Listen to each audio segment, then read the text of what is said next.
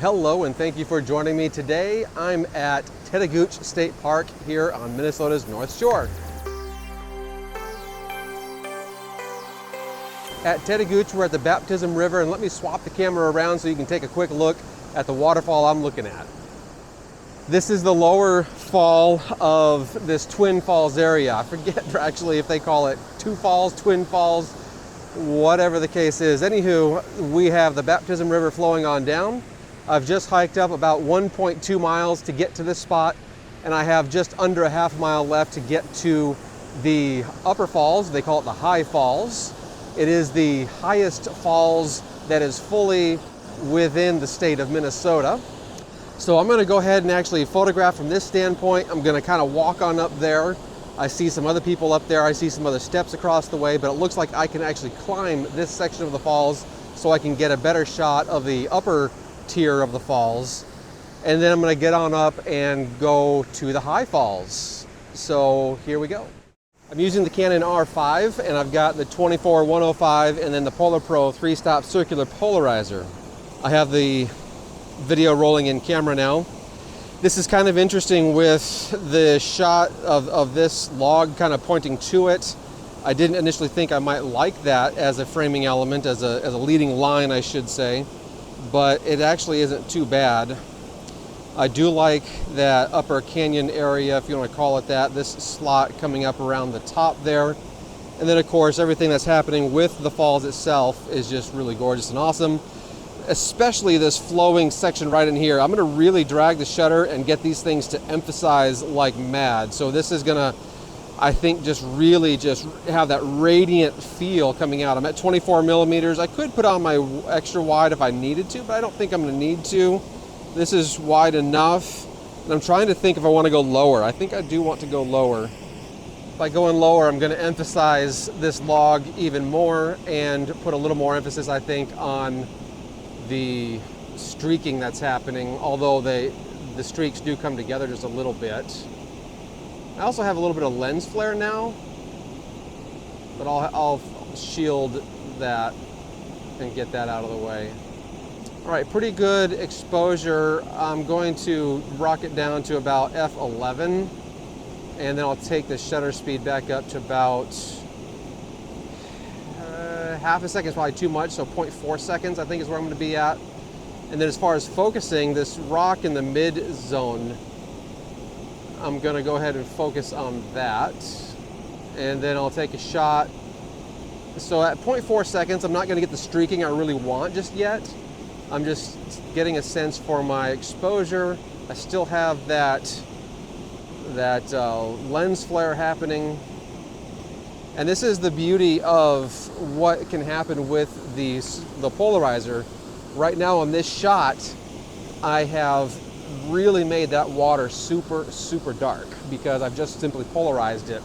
And if I were to rotate that out to where now I'm back on camera again, if I were to rotate that polarizer out and I can bring a little bit of that water sheen back, then that's going to record in the image as well. And that'll give a little bit more life to the actual surface of the water, and I think that's what I'm looking for here. All right, so let's try another exposure. Yes, now I've got a little bit of that sheen happening on the water itself, so it doesn't feel like just a black, dense void, and I think I like that. I'm really happy with that. The blinkies I'm getting, just a little bit of blinkies in the very brightest, very most concentrated foamy parts of the water. Otherwise, it's coming together pretty good. I do have a little leaf in the foreground that I'm going to tilt the camera up just a little bit and get rid of that. There it is. And now I'm going to remember to shade the camera, not getting my fingers in the frame, but just getting rid of that lens flare. And that's coming together really nice. So now what I need to do is work on extending that exposure and getting that streaking coming through. Again, I've got the 3-stop. I have a 6-stop polarizer I can put on there. So I've got some options to really extend that shutter speed out in the single frame. I'm going to first experiment with going on up to f22. That's the limit on this lens. So that gives me 1.6 seconds. Again, I have that lens flare because I wasn't shading, but I still want more time, so I'm gonna have to pull out the 6-stop, and I'm going to get a much longer time on that. Okay, there's the 6-stop, and now I'm up to 13 seconds. Woo! I think that's too much, so I'm gonna take my f-stop down back to 16, and that takes me down to about 6 seconds. That's more reasonable. I think that's gonna come out really well. Again, I'm not shading it, so I might get the lens flare again. Oh my goodness, that is beautiful. However, I think I want to go just a little bit longer. There's still a little bit of kind of jiggy-jaggy going on to with it because of little waves. They're making this little jiggy-jaggy feel. And if I make it just a little bit longer of an exposure, I think it's going to be just fine. So I'm going 10 seconds at f20. We're going to see how that runs us. I'm going to take a look on screen here, and I'll show it to you as well. Yeah, that's looking really good. The streaks are just coming through just perfect.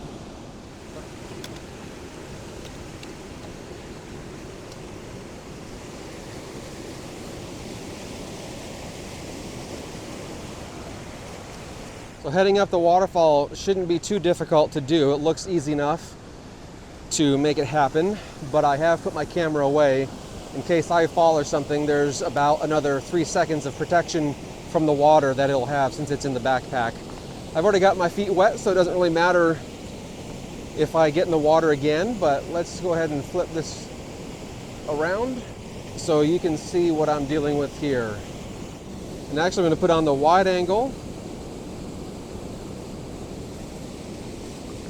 and let's go.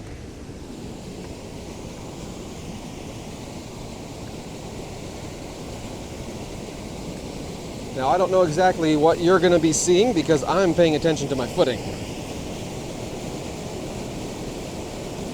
I'll kind of show you a little bit about what it's like with getting my footing just right.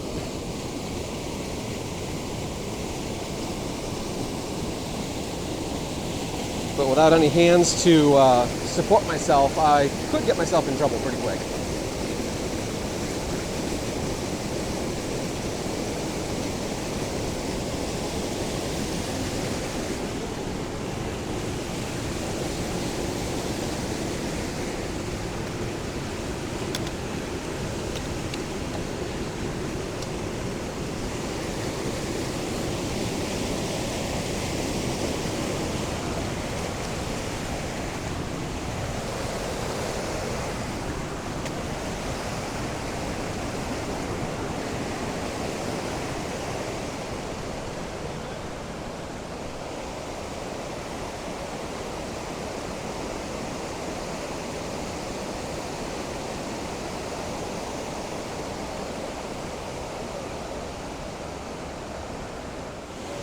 That wasn't too bad, and I had a little family coming up right behind me.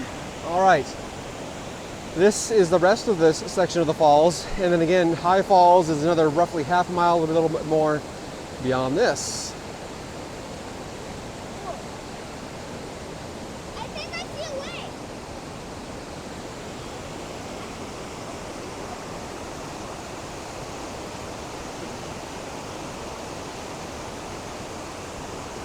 So now it's all about finding a shot and getting it set up.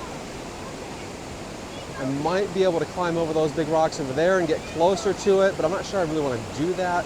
So I'm just going to spend a little bit of time figuring this out and seeing what I want to do, where I want to go. All right, I figured out my first shot. I'm actually going to get into the middle of the creek here, the river I should say. That family did make it up over there, and so I will be able to get over there fairly easily, it looks like. But I'm going to go ahead and get in the middle here and have that rush of water coming right towards me, and then the waterfall will be right behind it. That should look pretty good, I think. I'm going to start out with a 24 to 105 once again, and then we'll see what happens if I need the wide angle. But I don't think I'll need the wide angle. I'm envisioning a vertical orientation and just ride on up there and get the background, get the foreground. I think it's going to be a pretty cool shot.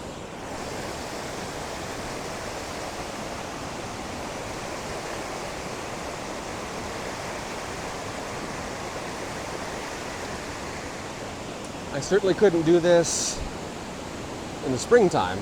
I would get washed away.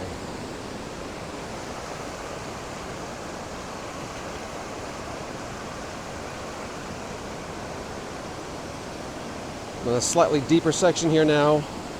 I'm going to go on the downslope here. It gets a little bit deep right there, but it'll probably go just above your knees. All right, this looks pretty magical. I'm gonna focus just on this side of the lower fall. We'll see how it looks once I expose it. 4 seconds at f16.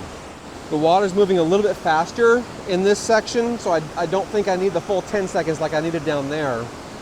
And so it's coming pretty good. And I like the curve that it has coming in. It's really sweet. I might need to widen it just a little bit. I feel it's a little bit too tight. Right now I'm at about 80 millimeters. I'm going to go back to about 70 millimeters. My challenge is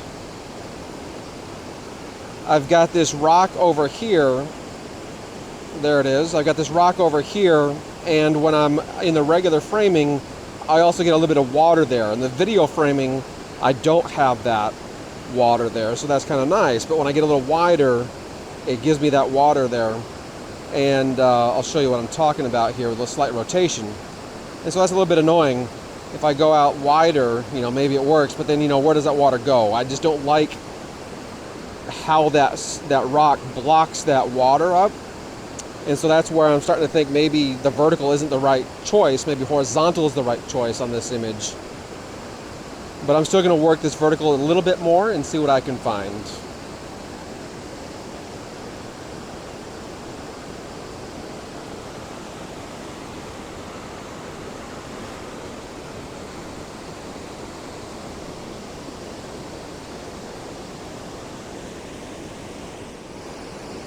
And now I've decided to focus at the very base of that lower falls in hopes that the depth of field will grab the other falls as well. Looks like it does. Check the old histogram. I'm going to try 6 seconds. So 6 seconds gives me a super amount of movement. But I'm not sure that's something that I really like. All right, now I'm going to try the horizontal shot. I'm going to go back over here.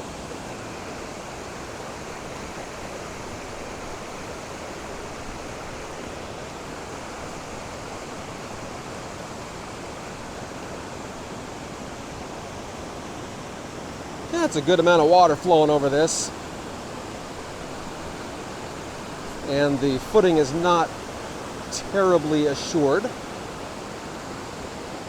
I could just start floating away. Slipping away is probably how I should put it. See, the tripod wants to slip away.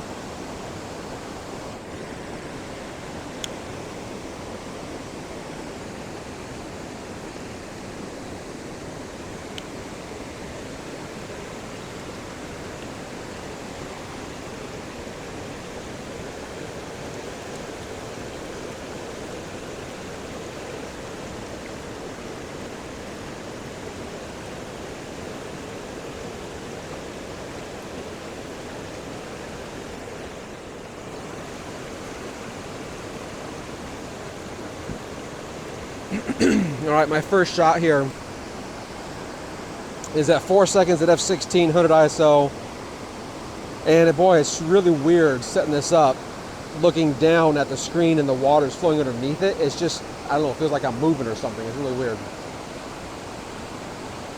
I think I like this framing. I've got a little bit of the water. I've tried to not get so much on the right-hand side because there's so much of that bright blue sky that is reflecting in the water. But I think I'm going to go ahead and try that anyway, just to see what it looks like. And I think I'm going to run it up to about f20. We'll try it at 6 seconds here first. Yeah, not too bad, but I think I do need to angle it over a little bit more that way. I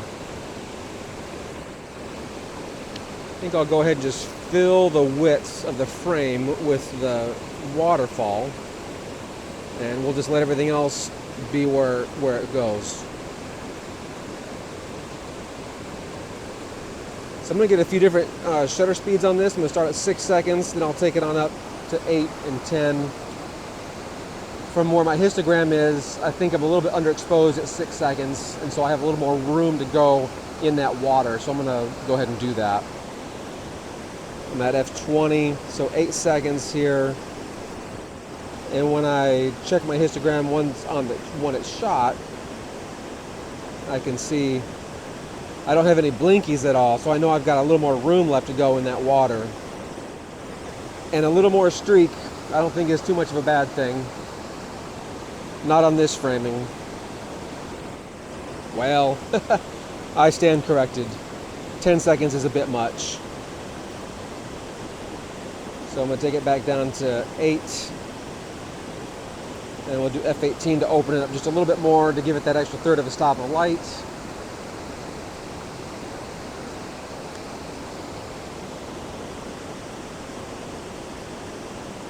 And that's good. We're running right up against the edge. As I look at the histogram, it's right up against the edge. We're really solid right there. So I'm liking where that's coming in. And at this exposure, I can tell I've got a little bit of the trees showing as well. So I'll be able to bring that out, no problem, in one exposure. So that other one is probably fine too. It's just I wasn't seeing it coming through on the final frame. So I got a couple insurance shots, but I'm confident now that I see it in this framing. Hey, welcome to High Falls. Let's take a look.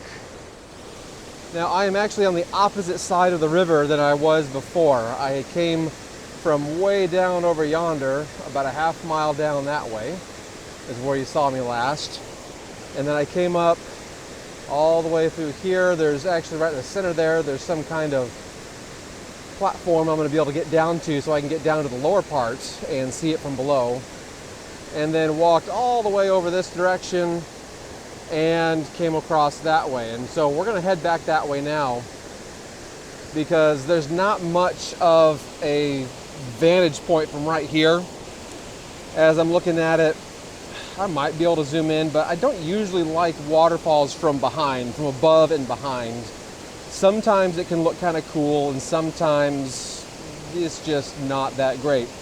If I could get closer, like if I were not standing on this thing here, and if I could get closer and get a little more of the down angle, then probably I think that would look really cool. But I can't get closer, so I'm just gonna walk back into this really cool suspension bridge that we're gonna go over.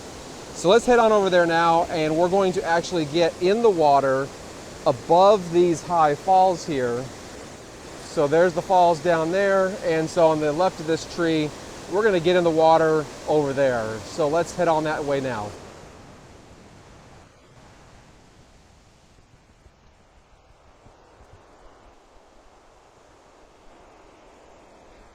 You can probably see that bridge there that we're going to be heading over.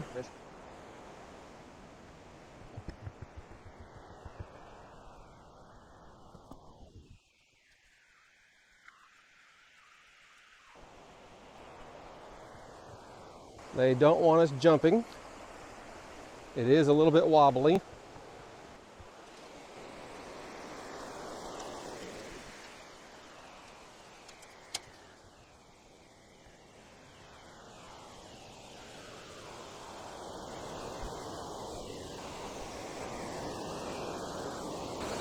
So I'm at the top of the falls here, and I'm going to go ahead and show you a couple of those images that I made down over yonder, about a half mile down. And these will be of the upper portion of those double falls area that I was at. Certainly I was experimenting with the shutter speed like I normally do to make sure the flow of the water is coming through properly. If I want it to be pure silk or if I want it to be something that shows a little bit of texture, the shutter speed is all about that. But then another pro tip for you, one thing that I like to do is usually shoot in manual mode, and I actually ended up switching to aperture priority. You can do shutter priority, it doesn't matter, because as I'm experimenting with different shutter speeds, of course I have to balance out the exposure, and when you're doing that, you've got the shutter speed and the aperture to balance with, to mess with, when you're doing the manual mode. Switch it over to one of those program modes, and you can then dial in on the back of the Canon. You got the dial, you can go ahead and dial in a little bit of exposure adjustment, and it's just a lot easier because then you just have the one command dial to switch, and you don't have to worry about switching 2 items, you just have the 1 item because the other one is automatically adjusted. All right, we're here now at the top of the falls, and I'm gonna go ahead and get out there and I'm going to create a few more images. What I really do like, this is looking really good to me. This little area right here where there's this flow, it goes around this area here and around over there. Of course, this is at the very top of a 65-foot fall. I do not want to go over that, so I will be extremely careful in what I do. I may not even get out there in the middle because this flow is happening pretty good, but it does seem possible, I'll test it out, it does seem possible to cross right there without too much difficulty. But again, safety is going to be an ultimate concern of mine because I do not want to fall and succumb to the rocks at the bottom. So it's time to get to shooting and we'll see what happens here.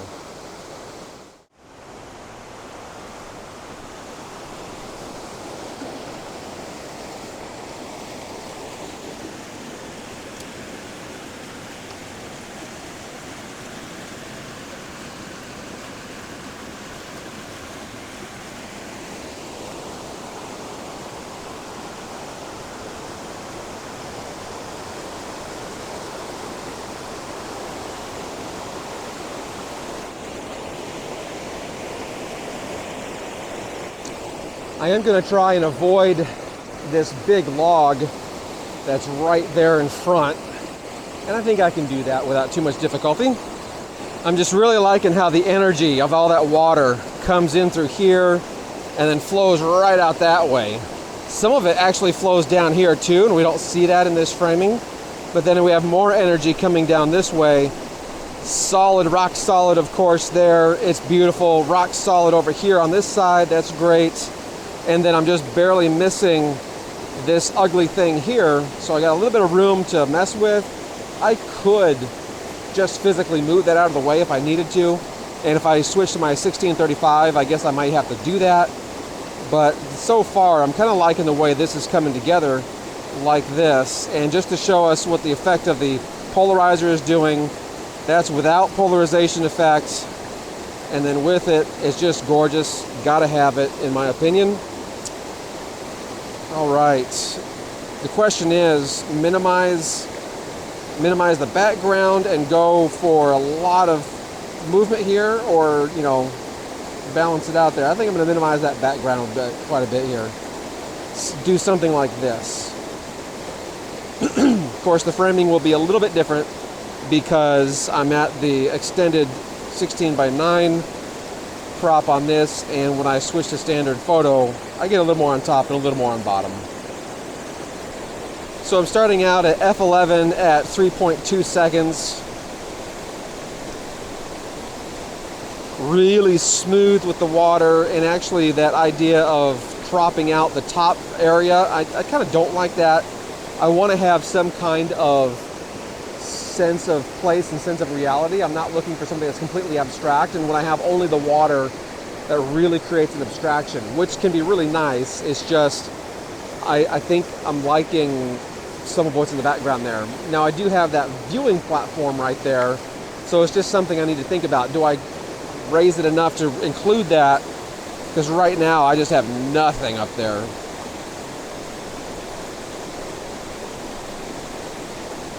Whereas if I go with a cropping like this, let's see here, make sure I'm level.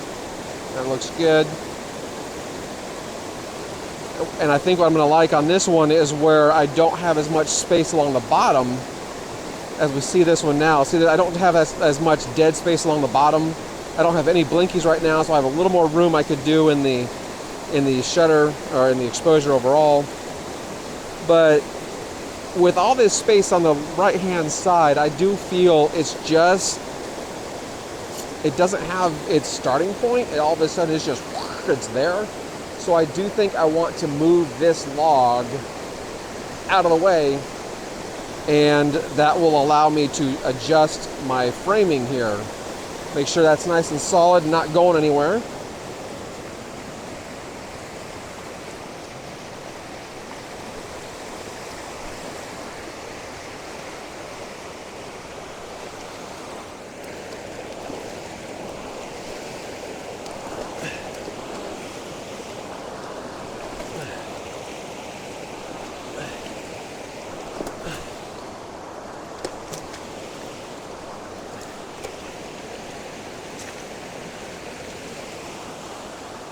We'll see how that does.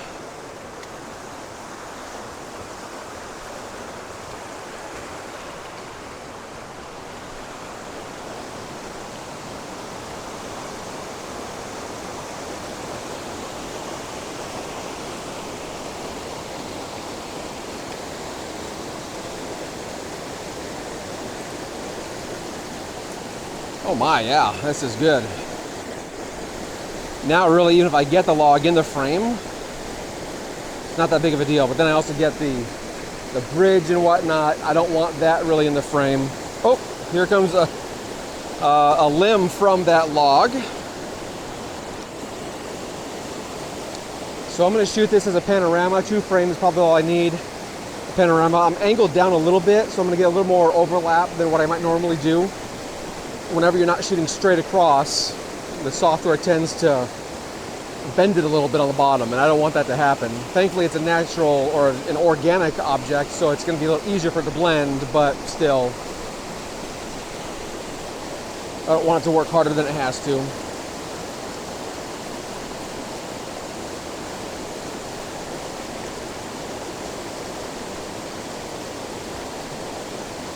So F10 at 4 seconds is what I'm at now, 100 ISO. And again, I still have that 6 second. And again, I still have that 6-stop Polar Pro circular polarizer on there. I can always change that to my 3-stop if I need to. The sun is going down, it's gonna get a lot darker really quick.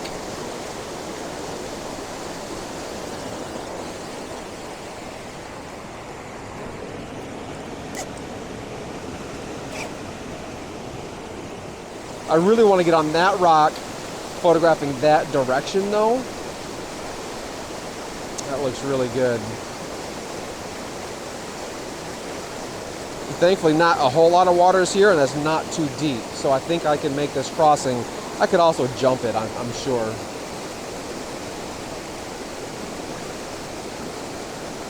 I think I'm gonna go ahead and try that now. As I'm looking, I'm just thinking about what do I want to do? What do I want to shoot? I think I'm also going to switch lenses and get that 16-35. I don't see the extra length helping out there. So this is the 16-35 with the RF to EF mount. And then I went and put that polarizer back on, the 3-stop Polar Pro polarizer. There's also a really cool shot, maybe right down the chute that way. I'm going to look at that too. What I really want to get is all that stuff moving in right through here and shooting off that way and getting a little bit of that coming in too. That looks really cool.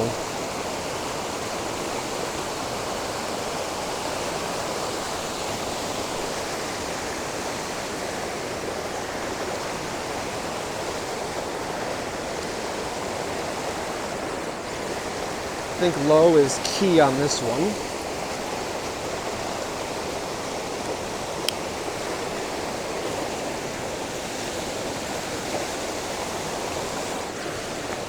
And of course, the problem with being low is I get some water occasionally coming up,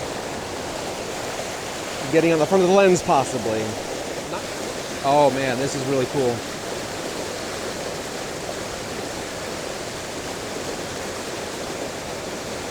Maybe about 20 millimeters.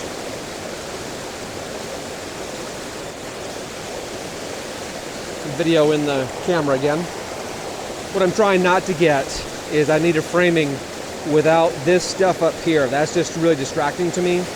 So I'm trying to get a framing that doesn't include that. Of course, this 16:9 looks really tight. I really like that. So I may end up cropping whatever I do end up shooting to this roughly 16:9 framing so I can have my cake and eat it too, so to speak. And I'm also thinking a pano is probably going to work on this because this is a good foundational. I don't like when I go over here, this item in the lower right hand corner sneaks in. That's kind of ugly. I don't care for that. But all the extra energy flowing in I do like. So I might be able to reposition the camera just a little bit and accommodate for that.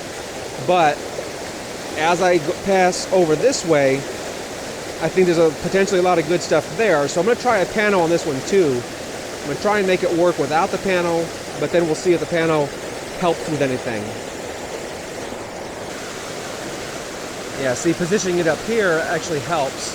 Now I've got that log in the background, but that's okay. I'm not going to worry about that. I can go way over here, and then I get that annoying rock in the foreground. So I'm going to frame this up and see what happens here with getting a pano as well. I think this is good stuff. I'm going to go ahead and experiment with the shutter speed once again, just to make sure I really got what I like. I got people in the background now. They're so insignificant though, I don't think they're going to show up, and they're not going to be that long. Oh, this is good. Okay, down to 2.5 seconds at f16. Really silky, really smooth coming through. That's kind of interesting. The first shot was at 1.3 seconds at f11. Now I'm going to do 0.6 seconds at f8.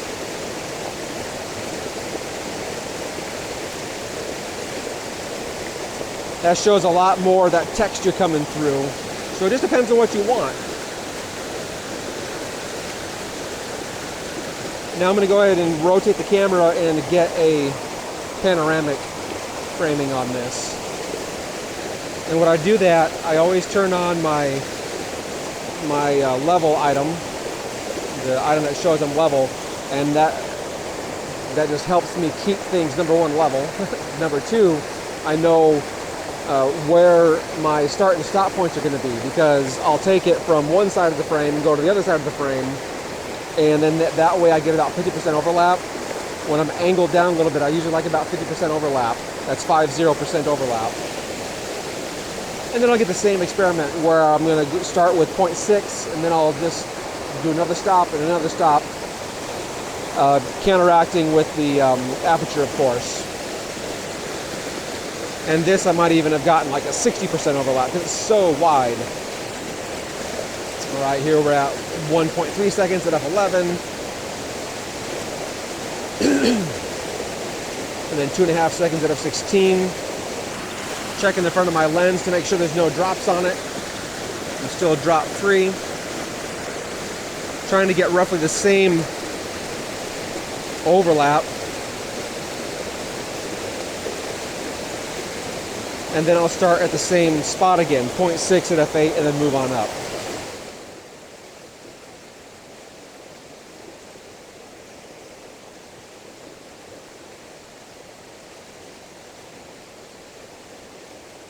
So I'm done up top here, and I'm going to head on down to the other side of the falls where we can see it all coming down.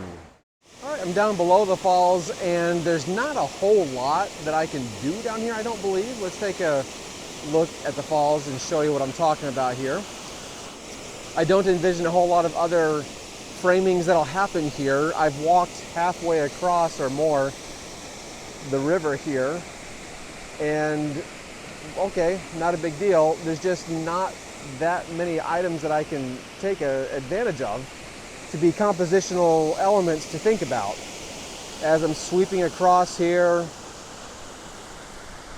you know, there's this little rocky beach kind of thing over here, but there's just nothing that's really intriguing me at the moment. Plus the light is fading and all that other good stuff. So thanks so much for joining me here at Tettegouche State Park and the Baptism River with these various waterfalls. Happy shooting!